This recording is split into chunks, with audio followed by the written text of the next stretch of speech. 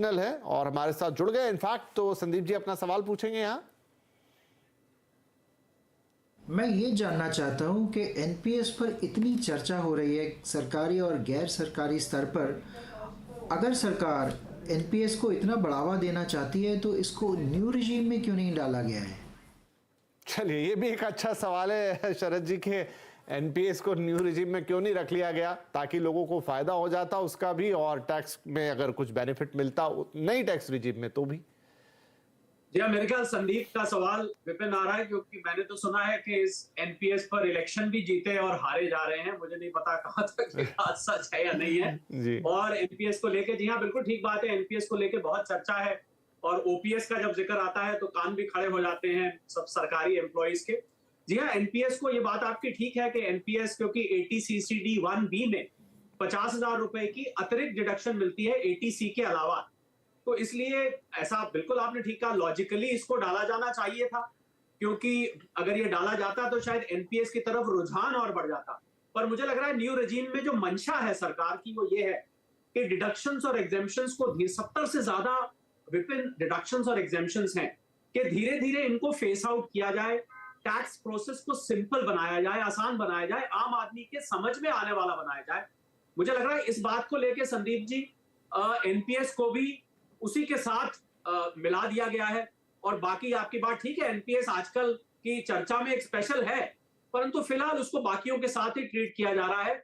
और एनपीएस भी, ये बात आपकी सच है, एटीसीसी 1B के अगेंस्ट जो 50,000 की डिडक्शन मिलती है उस पर भी कोई विशेष छूट नहीं है, वो भी बाकी चैप्टर 6A की डिडक्शंस की तरह न्यू रेजिम में फिलहाल नहीं मिलेगी। हो सकता है आपकी आवाज वित्त मंत्रालय के गलियारों में पहुंचे और वहां कोई इस बात को सुन ले। जी जी, राइट, होप सो कि शायद ये बात आगे तक जाए। बहरहाल अब समय हमारे पास थोड़ा कम रहेगा तो फटाफट एक सवाल और ले लेते हैं। ऐश्वर्या डोवल हैं जो अपना सवाल पूछेंगी, एक वकील हैं पेशे से। ऐश्वर्या जी। मैं एडवोकेट ऐश्वर्या डोभाल।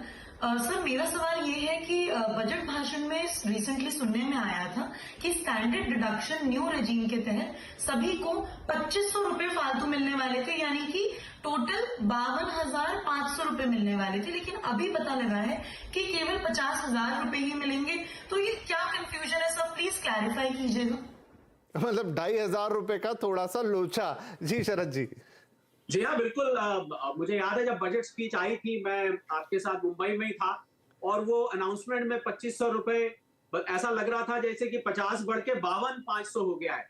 और उसका मतलब ये था ऐश्वर्या कि 50,000 रुपए की स्टैंडर्ड डिडक्शन थी और न्यू रिजीम के अंतर्गत जो बेसिक एग्जेम्पशन लिमिट थी वो 2.5 लाख से बढ़ाकर 3 लाख कर दी गई। 50,000 पे तो वो 2500 रुपए का फायदा है। तो वित्त मंत्री महोदया ने उसको ये बताया था कि अब आपको स्टैंडर्ड डिडक्शन 50 नहीं 52,500 मिलेगी, यानी कि 2,500 रुपए की जो अतिरिक्त एग्जेम्पशन दी गई थी, डिडक्शन दी गई थी या बेसिक एग्जेम्पशन लिमिट बढ़ा दी गई थी, उसके 2,500 रुपए का उन्होंने जिक्र किया था।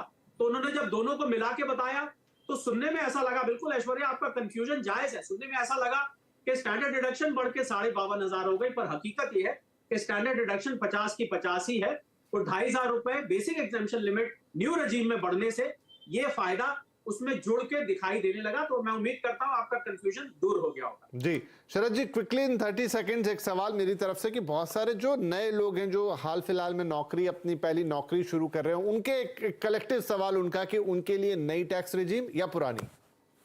देखिए 7 लाख तक की लिमिट है, जैसा कि लक्ष्मण ने वॉल पे बताया, अगर 7 लाख और उसके आसपास आप हैं, हो सकता है आपके लिए न्यू रेजिम फायदेमंद हो। पर मैं बहुत जरूरी बात विपिन जो बोलना चाहूंगा जाते जाते कि निवेश करना एक अच्छी आदत है, खाली टैक्स की वजह से आप अपना निवेश मत छोड़िए। ये बुढ़ापे की लाठी बन सकता है, ये शादी ब्याह के खर्च में काम आ सकता है, ये पढ़ाई लिखाई के काम में आ सकता है, ये मकान खरीदने के काम में आ सकता है, कोई महंगी गाड़ी खरीदने के काम आ सकता है। इस निवेश को करते रहिए, जोड़ते रहिए, बूंद बूंद करके घड़ा भरता है। पहले जी थी गुरु मंत्र के साथ शरद कोहली जी के कि वाकई जो इन्वेस्टमेंट की आदत है वो बहुत बेहतरीन आदत है। पहले टैक्स में इसीलिए छूट दी जाती थी कि वो इंसेंटिव आपको नजर आए और आप वो इन्वेस्टमेंट करें। अभी भी पर्पस ये नहीं है कि आपको कोई वो टैक्स बचाने की या उसके लालच की जरूरत है, वो तो बचेगा। या सरल टैक्स प्रणाली आपके लिए ले आए हैं जहां पर आपको इस तरह की चीजें करनी नहीं है। कुछ सरकार की मंशा ये भी कि टैक्स की चोरी कहीं किसी तरीके से होती है तो वो भी रोक दी जाए, लेकिन बचत आपको करनी है, निवेश आपको करना है, वो एक अलग चीज है और टैक्स अलग चीज है। बहुत शुक्रिया शरद जी, आज आपने वक्त निकाला, हमारे दर्शकों के सवालों को जवाब दिए, क्लैरिटी आई उनके मन में कि नई या पुरानी कौन सी टैक्स रिजीम है फायदेमंद। बहुत बहुत शुक्रिया इस कार्यक्रम में जुड़ने के लिए।